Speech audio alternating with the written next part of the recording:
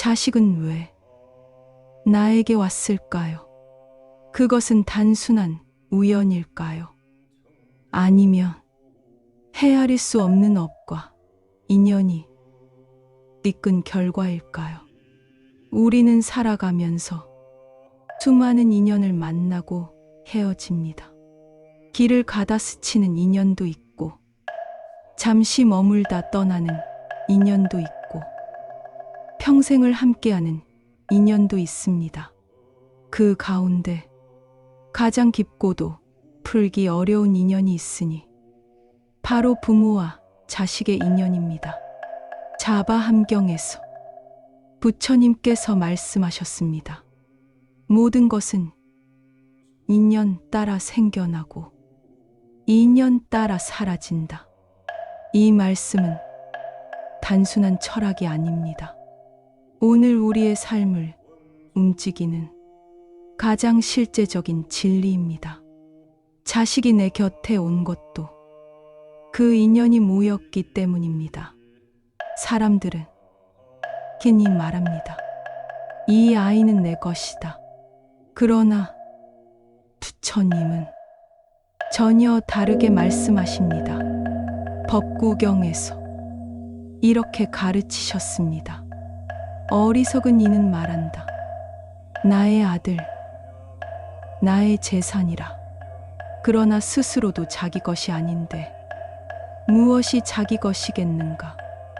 내가 낳았다고 해서 내 소유가 되는 것이 아닙니다.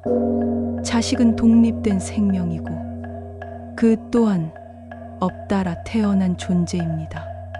내 몸을 잠시 빌려왔을 뿐 내가 만든 것이 아닙니다. 생각해 보십시오. 내가 원하는 모습으로 자식이 태어났습니까? 내가 선택한 얼굴로, 내가 고른 성격으로 태어났습니까? 아닙니다.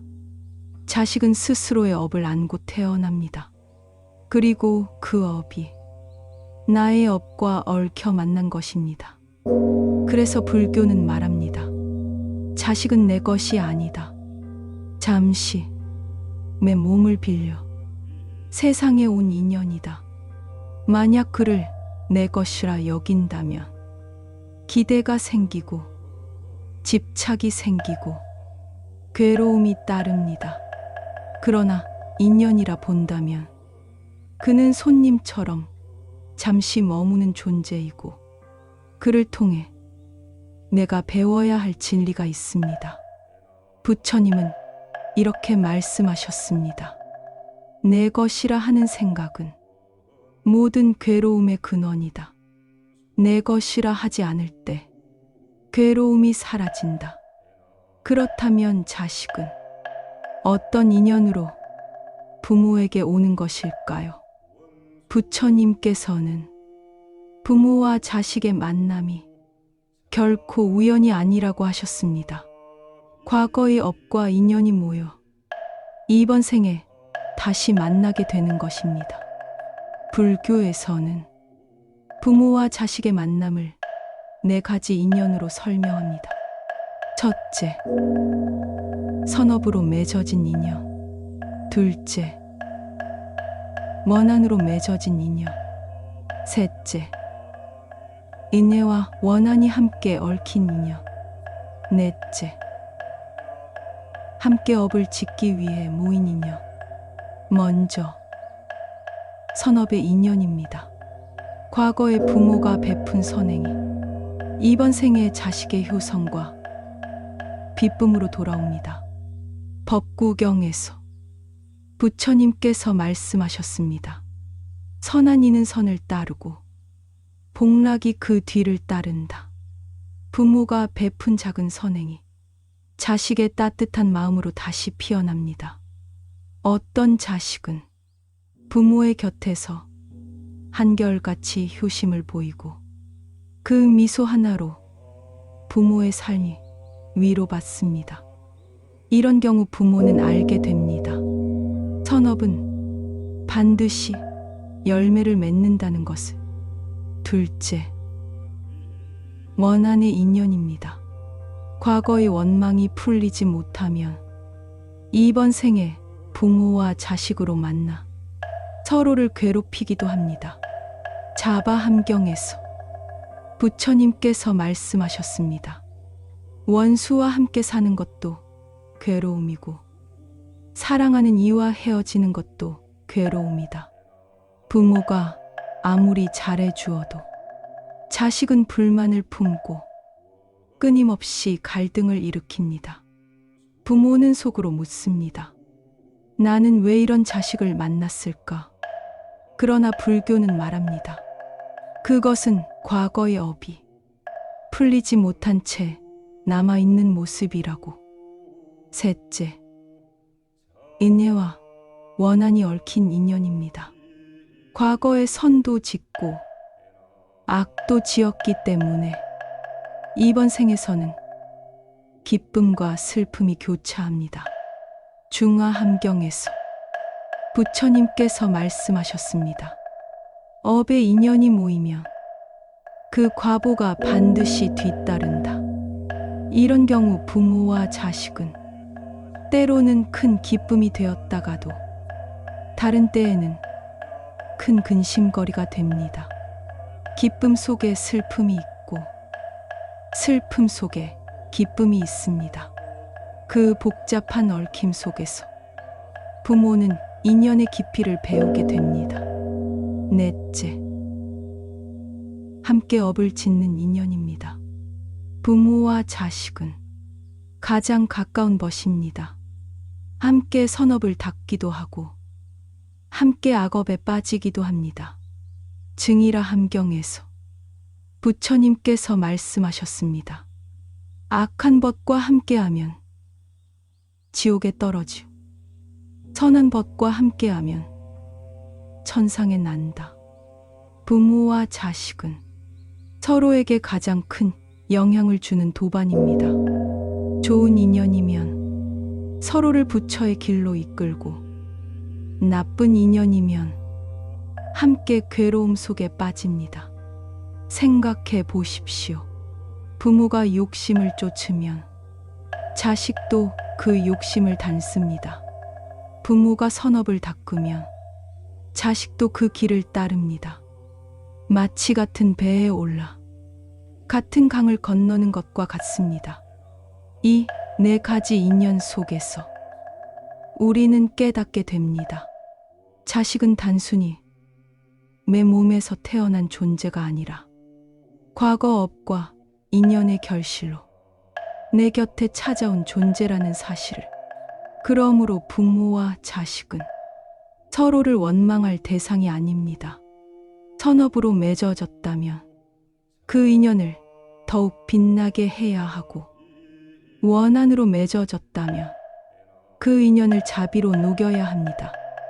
은혜와 원한이 얽혔다면 지혜로 풀어내야 하고, 함께 업을 짓는 인연이라면 서로를 바른 길로 이끌어야 합니다. 이제 우리는 또 하나의 물음을 던집니다. 부모와 자식은 서로에게 어떤 의미일까요? 부모는 자식을 통해 무엇을 배우고 자식은 부모를 통해 무엇을 배우는가? 이 질문은 단순한 가정의 문제가 아니라 불교의 가르침 속에서 매우 깊은 의미를 가집니다. 유마경에서 부처님께서 말씀하셨습니다. 자애로운 눈으로 모든 중생을 보라. 모두가 내 한 자식과 같다. 이 말씀은 부모와 자식의 관계를 넘어 모든 인연을 바라보는 관점을 가르쳐 줍니다. 부모와 자식은 단순한 혈연이 아니라 서로를 비추고 서로를 가르치고 서로를 이끄는 존재입니다.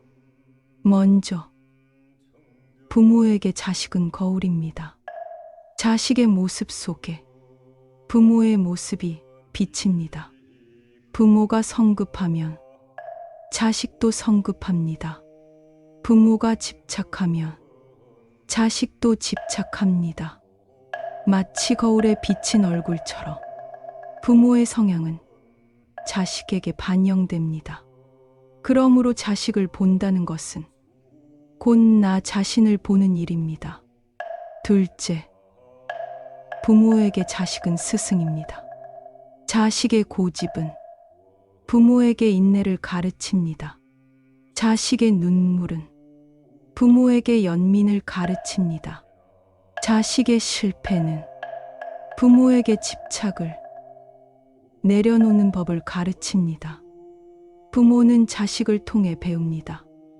내 뜻대로 되지 않는 삶을 받아들이는 법을, 조건 없는 사랑을, 그리고 업의 힘을. 셋째, 부모와 자식은 도반입니다. 함께 업을 닦고 함께 길을 가는 동행입니다. 증이라 함경에서 부처님께서 말씀하셨습니다. 선한 법과 함께하면 천상에 이르고 악한 법과 함께하면 지옥에 떨어진다. 부모와 자식은 가장 가까운 것이자 보반입니다. 생각해 보십시오. 부모가 욕심을 쫓으면 자식도 그 길을 따릅니다. 부모가 수행을 닦으면 자식도 그 향기를 따릅니다. 마치 같은 배에 올라 같은 강을 건너는 것과 같습니다. 그러므로 부모와 자식의 관계는 단순히 의무나 책임으로만 설명되지 않습니다. 그 관계는 곧 수행의 길입니다. 부모는 자식을 통해 수행하고 자식은 부모를 통해 수행합니다. 한 아버지가 있었습니다. 그는 젊을 때 늘 화를 잘 냈습니다. 자식들이 그 모습을 보고 자라 서로 다투기를 즐겼습니다. 나이가 들어서야 아버지는 깨달았습니다. 내 화가 내 자식의 화로 이어졌구나. 그 깨달음 이후 아버지는 분노를 다스리는 수행을 시작했습니다. 그 순간부터 가정은 조금씩 달라졌습니다. 또 한 어머니가 있었습니다. 늘 자식을 통제하고 싶어 했습니다. 자식이 대학에 가야 하고 좋은 직장에 들어가야 하고 결혼도 자신의 뜻대로 해야 한다고 여겼습니다. 그러나 자식은 그 억압 속에서 병들어 갔습니다. 어머니는 나중에야 알았습니다. 내 집착이 너를 괴롭게 했구나. 그 후 어머니는 집착을 내려놓고 자식을 있는 그대로 받아들이려 애썼습니다. 그때서야 모자의 관계는 조금씩 회복되었습니다. 이렇듯 자식은 부모의 거울이자 스승이고 부모는 자식의 도반이 됩니다. 서로에게 부담만 되는 관계가 아니라 서로를 깨닫게 하는 관계가 됩니다. 화엄경에서 부처님께서 말씀하셨습니다. 일체의 인연은 서로 의지하여 함께 하나의 진리를 이룬다. 부모와 자식은 따로 떨어진 존재가 아닙니다. 서로 기대어 배우고 서로 부딪히며 성장합니다. 그러므로 부모와 자식의 관계는 원망할 대상이 아니라 배움의 장입니다. 내 자식이 내 뜻대로 되지 않는 이유도, 내 부모가 나를 이해하지 못하는 이유도 모두 배움의 인연 속에서 일어나는 일입니다. 그렇다면 이제 다시 묻습니다. 왜 우리는 사랑하는 자식에게서조차 상처를 받을까요? 왜 부모와 자식은 가장 가까우면서도 때로는 원수가 되기도 할까요? 자바함경에서 부처님께서 말씀하셨습니다. 사랑하는 이와 헤어지는 것도 괴로움이고 원수와 함께 사는 것도 괴로움이다. 사랑과 원망은 따로 떨어져 있는 것이 아닙니다. 사랑이 깊을수록 집착도 깊어지고 집착이 깊을수록 괴로움 또한 깊어집니다. 부모는 말합니다. 나는 너를 위해 살았다. 자식은 말합니다. 나는 원한 게 아니야. 서로의 마음은 모두 진심이지만 그 진심이 부딪힐 때 갈등과 상처가 됩니다. 법구경에서 부처님께서 말씀하셨습니다. 마음은 모든 것의 근본이다. 마음으로 말하고 마음으로 행동한다. 마음이 어둡다면 괴로움이 따르고 마음이 밝다면 즐거움이 따른다. 부모가 자식을 향해 집착 어린 마음을 내면 그 마음이 괴로움의 씨앗이 되고 자식이 부모를 향해 원망의 마음을 내면 그 마음이 또 다른 괴로움의 씨앗이 됩니다. 한 가정에서 이런 일이 있었습니다. 아버지는 늘 공부해라라는 말만 했습니다. 아들은 늘 나 좀 내버려 둬라는 말만 했습니다. 사랑으로 한 말이었지만 사랑으로 들리지 않았습니다. 세월이 흐른 뒤에야 아버지는 알았습니다. 나는 사랑을 주고 싶었지만 그것은 집착이었구나. 아들도 알았습니다. 나는 자유를 원했지만 그 속에는 원망이 숨어 있었구나. 이렇듯 부모와 자식의 갈등은 사랑과 집착이 얽힌 그림자입니다. 그렇다면 어떻게 해야 할까요? 부처님께서는 길을 알려주셨습니다. 내 것이라 하는 생각은 모든 괴로움의 뿌리다. 내 것이라 하지 않을 때 괴로움이 사라진다. 부모는 자식을 탓하기 전에 먼저 자기 마음을 돌아보아야 합니다. 나는 집착으로 사랑하는가? 아니면 자비로 사랑하는가? 자식은 부모를 원망하기 전에 그 마음 뒤에 있는 진심을 보아야 합니다. 그 말 속에는 너를 걱정한다는 사랑이 숨어 있고 그 행동 속에는 너를 지키고 싶다는 바람이 담겨 있습니다. 그러나 이 또한 쉽지 않습니다. 사람의 마음은 순간마다 흔들리고 집착은 끊임없이 되살아납니다. 그래서 수행이 필요합니다. 화가 치밀 때는 호흡을 3번 고르게 하십시오. 천천히 들이마시고 조용히 내쉬며 이것은 인연 따라 일어난 업이다. 이렇게 되새기십시오. 그 순간 분노의 불길이 조금은 가라앉습니다. 마치 불씨에 물을 적셔 큰 불을 막는 것과 같습니다. 한 어머니는 늘 아들과 다투었습니다. 말끝마다 서로에게 상처를 주었습니다. 그러나 연부를 배우고 난 뒤 어머니는 다툼이 일어날 때마다 잠시 멈추어 관세음보살을 3번 불렀습니다. 관세음보살, 관세음보살, 관세음보살. 그 순간 마음의 불길이 누그러지고 대화의 빗장이 열렸습니다. 부처님께서는 또 이렇게 말씀하셨습니다. 마음을 제어한 이는 자기 자신에게 가장 훌륭한 것이다. 부모와 자식의 갈등은 상대를 바꾸어 해결되지 않습니다. 내 마음을 바꿀 때 비로소 길이 열립니다. 그러나 괴로움의 뿌리는 여전히 깊습니다. 사랑과 집착, 연민과 원망이 얽혀 한 생을 따라다닙니다. 때로는 그 괴로움이 지옥의 불길처럼 타오르기도 합니다. 그렇다면 우리는 또 물어야 합니다. 이 괴로움은 어디서 비롯되었으며 어떻게 풀 수 있는 것일까요? 이 물음에 답을 보여주는 이야기가 있습니다. 부처님의 제자 신통제일로 불린 목련 존자의 이야기입니다. 목련은 깊은 선정과 신통을 닦아 하늘과 지옥을 두루 다닐 수 있었습니다.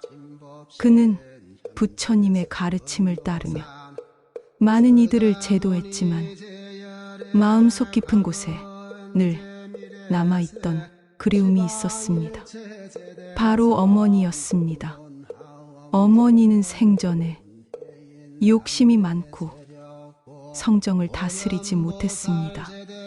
탐욕으로 남의 음식을 빼앗아 먹고 분노로 다른 이를 괴롭히곤 했습니다.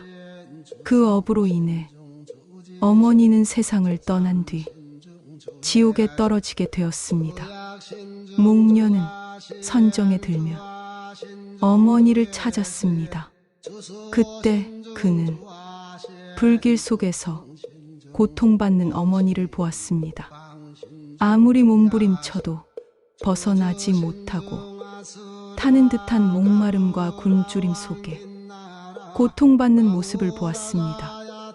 목련은 눈물이 흘렀습니다. 어머니, 제가 음식을 드리겠습니다.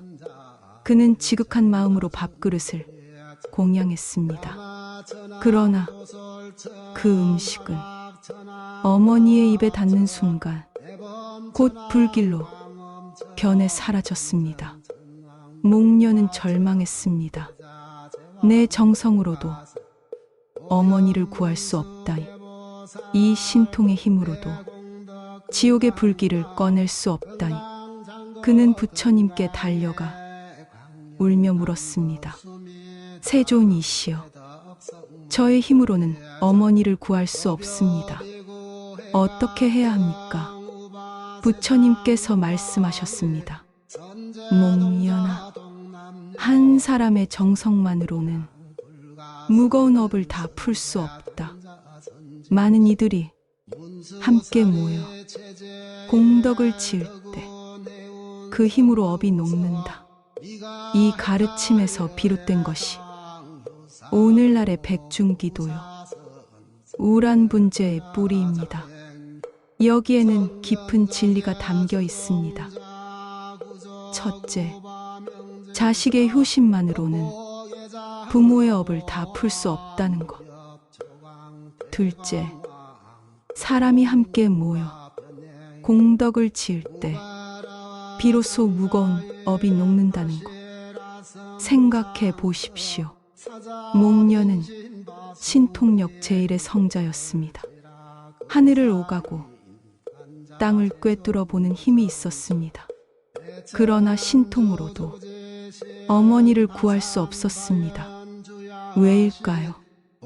업은 신통보다 무겁기 때문입니다. 부처님은 알려주십니다. 업은 홀로 끊기 어렵다. 그러나 함께 지은 공덕은 그 업을 녹이는 힘이 된다. 그래서 불교는 가족과 대중이 함께 기도하고 함께 수행하는 것을 중요하게 여깁니다. 내 정성만으로는 부족할지라도 함께 모인 공덕은 지옥의 문을 열 수 있기 때문입니다. 한 가정에서도 그렇습니다. 부모만 수행한다고 가정이 평안해지지 않습니다. 자식만 기도한다고 집안이 맑아지지 않습니다. 부모와 자식이 함께 마음을 모아야 합니다. 그 마음이 모여 가정의 업을 바꾸고 그 기도가 쌓여 업의 고리를 풀어줍니다. 우리는 종종 이렇게 말합니다. 나는 최선을 다했는데 왜 안 되지? 그러나 불교는 말합니다. 홀로 애쓰는 것으로는 부족하다고. 함께 힘을 모을 때 비로소 길이 열린다고. 목련 존자의 이야기는 부모와 자식의 인연이 단순한 정으로만 이어지는 것이 아님을 보여줍니다. 그 인연 속에는 사랑과 원망, 연민과 괴로움, 그리고 무거운 업이 얽혀 있습니다. 그리고 또 가르쳐 줍니다. 부모와 자식이 함께 수행해야 한다는 것. 함께 기도하고 함께 공덕을 쌓아야 한다는 것. 그럴 때만이 업의 고리를 풀 수 있고 괴로움의 사슬을 끊을 수 있다는 것입니다. 그렇다면 오늘 우리는 어떻게 해야 할까요? 부모는 자식을 위해 기도하고 자식은 부모를 위해 염불하며 함께 마음을 모아야 합니다. 그러나 현대 사회의 가족은 달라졌습니다. 옛날에는 대가족이 함께 기도했지만 오늘날은 핵가족, 한부모 가정, 심지어는 혼자 사는 이들도 많습니다. 그렇다면 혼자서는 공덕을 지을 수 없는 것일까요? 부처님께서는 말씀하십니다. 혼자의 길을 가더라도 마음을 자애로 채우면 그 공덕은 하늘에 가득하다. 즉, 마음을 열어 모든 중생을 향하면 그것은 홀로 하는 수행이 아니라 모두와 함께하는 수행이 됩니다. 이제 우리는 깨닫습니다. 목련 존자의 효심은 홀로는 한계가 있었지만 대중과 함께할 때 그 힘이 완성되었습니다. 오늘 우리 역시 마찬가지입니다. 부모와 자식이 함께, 가정과 대중이 함께 마음을 모을 때 비로소 업이 녹습니다. 그렇다면 우리는 또 물어야 합니다. 오늘 우리의 삶에서 부모와 자식은 어떻게 함께 수행할 수 있을까요? 부처님께서는 홀로 닦는 수행을 말씀하셨지만 또한 함께 닦는 수행의 가치를 강조하셨습니다. 함께 기도하고 함께 발언하며 함께 공덕을 쌓을 때 그 힘은 배가 됩니다. 증이라 함경에서 부처님께서 말씀하셨습니다. 두 사람이 마음을 모아 선을 닦으면 그 공덕은 홀로 닦을 때보다 100배가 된다. 부모와 자식은 서로 가장 가까운 도반입니다. 그러므로 함께 기도할 수 있고 함께 수행할 수 있습니다. 한 가정에서 이런 일이 있었습니다. 아버지는 술과 분노에 매여 있었고 아들은 방황에 빠져 있었습니다. 그러나 어느 날 어머니가 법회에 다녀온 뒤 식구들에게 말했습니다. 우리 함께 저녁마다 부처님 이름을 불러보자. 처음에는 모두 어색했습니다. 아버지는 불편해했고 아들은 귀찮아했습니다. 그러나 하루, 이틀, 한 달, 두 달이 지나면서 가정 안에 작은 변화가 일어났습니다. 분노가 줄고 대화가 늘고 마음이 차분해졌습니다. 부처님께서는 말씀하셨습니다. 가정에서 함께 염불하면 그 집안이 곧 도량이 된다. 기도와 수행은 절에 가야만 할 수 있는 것이 아닙니다. 가정에서 향을 피우고 촛불 하나 밝히고 부처님의 이름을 부르면 그곳이 곧 도량입니다. 부모는 자식을 위해 기도합니다. 그 기도는 단순히 우리 아이 잘 되게 해주세요가 아닙니다. 이 아이가 바른 길을 걷게 해주세요. 이 아이가 지혜와 자비를 품게 해주세요. 그 발언이 곧 부모의 수행입니다. 자식은 부모를 위해 기도합니다. 그 기도는 단순히 우리 부모님 오래 사시게 해주세요가 아닙니다. 우리 부모님 마음이 평안하시게 해주세요. 우리 부모님이 괴로움에서 벗어나시게 해주세요. 그 발언이 곧 자식의 수행입니다. 이렇게 부모와 자식이 서로를 위해 기도할 때 그 기도는 서로의 마음을 이어줍니다.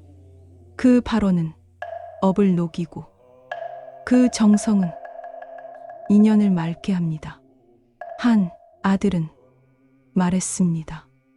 어릴 적에는 엄마의 기도가 부담이었는데 이제는 그 기도가 나를 지켜주었다는 걸 알겠습니다. 한 어머니는 말했습니다. 아들의 연불 소리를 들을 때마다 내 마음의 두려움이 사라졌습니다. 부처님께서는 이렇게 말씀하셨습니다. 악한 법과 함께하면 지옥에 이르고 선한 법과 함께하면 천상에 이른다. 부모와 자식은 가장 가까운 것이기에 서로를 지옥으로 이끌 수도 있고 서로를 천상으로 이끌 수도 있습니다. 그러므로 우리는 물어야 합니다. 나는 지금 내 자식과 함께 어떤 길을 걷고 있는가? 나는 내 부모와 함께 어떤 길을 걷고 있는가? 함께 욕심을 쫓고 있는가? 함께 분노에 매여 있는가? 아니면 함께 선업을 닦고 있는가? 부모와 자식은 함께 식사를 합니다. 그러나 그 식사도 수행이 될 수 있습니다. 밥 한 숟가락을 들며 이 공양이 모든 이에게 나누어지기를 그 마음을 내면 식탁이 곧 법당이 됩니다. 부모와 자식은 함께 길을 걷습니다. 그러나 그 걸음도 수행이 될 수 있습니다. 한 발자국 내디디며 이 걸음이 세상에 평안을 전하기를 그 마음을 내면 길이 곧 수행의 도량이 됩니다. 불교의 수행은 멀리 있지 않습니다. 삶의 매 순간이 수행입니다. 부모와 자식이 함께 숨 쉬는 이 순간, 그 숨결마저 수행이 될 수 있습니다. 부처님께서는 또 이렇게 말씀하셨습니다. 마음을 제어한 이는 자기 자신에게 가장 훌륭한 것이다. 부모는 자식을 통해 마음을 제어하고 자식은 부모를 통해 마음을 제어합니다. 그렇게 서로에게 벗이 되고 서로에게 도반이 됩니다. 우리는 깨닫습니다. 부모와 자식의 관계는 단순히 주고받는 이해관계가 아니라 함께 길을 걷는 수행의 인연입니다. 그렇다면 묻습니다. 오늘날과 같이 가족의 형태가 달라지고 부모와 자식이 떨어져 사는 시대에 이 수행은 어떻게 이어질 수 있을까요? 옛날에는 대가족이 많았습니다. 3대가 함께 살며 서로를 돌보았습니다. 아침이면 조부모가 손주에게 경전을 들려주고 저녁이면 부모와 자식이 함께 기도했습니다. 가정은 곧 작은 불당이었습니다. 그러나 오늘날은 다릅니다. 핵가족이 늘어나고 한부모 가정이 많아지고 심지어는 자식이 없는 가정도 늘어나고 있습니다. 많은 부모와 자식, 물리적으로, 정서적으로 멀리 떨어져 살아갑니다. 한쪽은 이렇게 말합니다. 요즘 아이들은 부모 말을 듣지 않는다. 또 다른 쪽은 말합니다. 부모님은 나를 이해하지 못한다. 이 말 속에는 세대 차이의 문제가 아니라 업의 얽힘이 숨어 있습니다.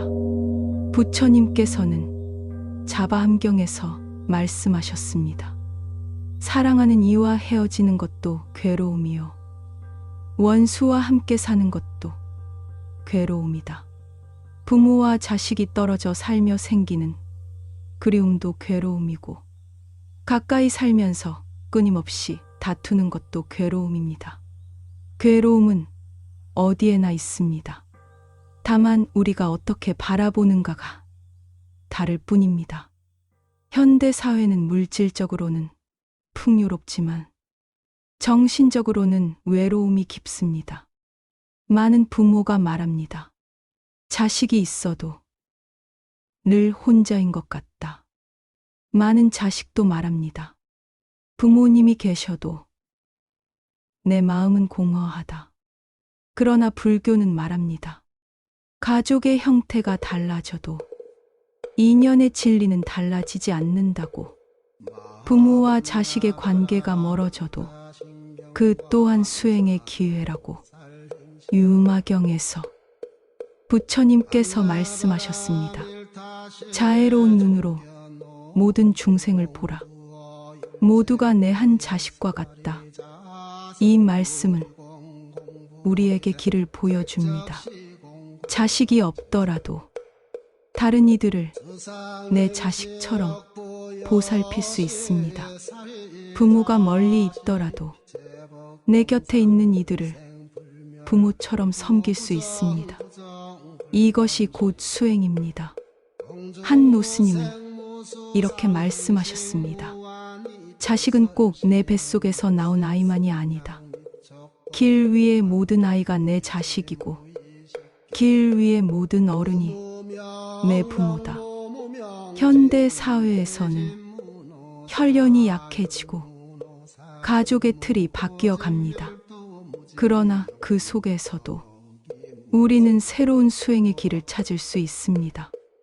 자식과 함께 살지 않아도 전화 한 통에 따뜻한 말을 전할 수 있습니다. 부모와 멀리 있어도 기도 속에 그 마음을 담을 수 있습니다. 그 작은 실천이 업을 녹이고 인연을 맑히는 힘이 됩니다. 한 청년은 말했습니다. 부모님과 대화가 없어서 늘 멀게만 느껴졌습니다. 그런데 하루에 한 번 안부를 묻기 시작하니 서로의 거리가 조금씩 좁혀졌습니다. 한 어머니는 말했습니다. 아이가 외국에 있어도 기도할 때 아이의 얼굴을 떠올리면 함께 있는 듯 평안합니다. 이처럼 오늘날의 가족은 형태가 달라졌을 뿐 인연의 법칙은 여전히 살아 있습니다. 화엄경에서 부처님께서 말씀하셨습니다. 일체의 인연은 서로 의지하여 함께 하나의 진리를 이룬다. 부모와 자식이 떨어져 살아도 그 마음이 이어져 있다면 그 인연은 수행의 길이 됩니다. 그러므로 중요한 것은 가족의 모양이 아닙니다. 중요한 것은 그 관계를 바라보는 우리의 마음입니다. 가까이 있어도 원망하면 괴로움이고 멀리 있어도 자비로 바라보면 평안입니다. 자식이 없어도 세상의 아이들을 내 자식처럼 돌볼 수 있고 부모가 곁에 없어도 세상의 어른들을 부모처럼 공경할 수 있습니다. 이것이 불교가 가르칠 넓은 가족의 길입니다. 혈연을 넘어 세상 모든 인연을 부모와 자식처럼 섬기는 길입니다. 그렇다면 우리는 이제 물어야 합니다. 이 모든 인연 속에서 부모와 자식은 마지막으로 어떤 깨달음을 얻어야 할까요? 화엄경에서 부처님께서 말씀하셨습니다. 중생은 모두 불성을 지니고 있다. 부모도 자식도 서로 다른 모습으로 태어났지만 그 안에는 모두 부처의 씨앗이 있습니다. 부모는 자식을 통해 불성을 배우고 자식은 부모를 통해 불성을 배웁니다. 지금까지 우리는 살펴보았습니다. 자식은 내 소유물이 아니라 인연으로 찾아온 존재라는 것을. 부모와 자식의 만남은 선어, 원한, 인내와 원한, 그리고 함께 짓는 업으로 이루어진다는 것을 서로는 거울이자 스승이며 가장 가까운 도반이라는 것을, 사랑 속에 집착이 섞이면 괴로움이 되고 지혜가 더해지면 자비가 된다는 것을, 목련 존자의 이야기를 통해 홀로는 업을 끊을 수 없지만 함께하면 업이 녹는다는 것을, 그리고 오늘의 사회 속에서도 인연의 진리는 변하지 않는다는 것을, 결국 부모와 자식은 서로를 원망할 대상이 아니라 서로를 깨닫게 하는 인연입니다. 부모는 자식을 통해 배우고 자식은 부모를 통해 배웁니다. 그 배움이 곧 수행이고 그 수행이 곧 해탈의 길입니다. 그러나 부모와 자식의 길은 언제나 평탄한 것이 아닙니다. 사랑이 깊을수록 상처도 깊고 집착이 크면 괴로움도 큽니다. 때로는 은혜가 감사로 피어나고 때로는 원한이 눈물이 되어 흐릅니다. 하지만 그 모든 인연이 헛되지 않습니다. 선업의 인연은 복이 되고 원한의 인연은 자비를 배우게 하고 은혜와 원한이 얽힌 인연은 지혜를 키우고 함께 짓는 인연은 수행을 깊게 합니다. 부처님께서는 말씀하셨습니다. 마치 연꽃이 진흙 속에서 피어난 괴로움 속에서 깨달음이 피어난다. 부모와 자식의 관계는 괴로움으로 가득할 수 있습니다. 그러나 그 괴로움 속에서 우리는 수행을 배우고 자비를 배우고 지혜를 배웁니다. 그러므로 우리는 이 인연을 원망하지 말아야 합니다. 이 인연을 수행의 기회로 삼아야 합니다. 이제 우리는 알 수 있습니다. 자식이 나에게 온 이유는 은혜를 갚기 위해서이기도 하고 원한을 풀기 위해서이기도 하며 함께 업을 닦기 위해서이기도 합니다. 그리고 더 깊이 보면 그는 나의 거울이고 나의 스승이며 나의 도반입니다. 이 깨달음을 마음에 새기며 마지막으로 발언합니다.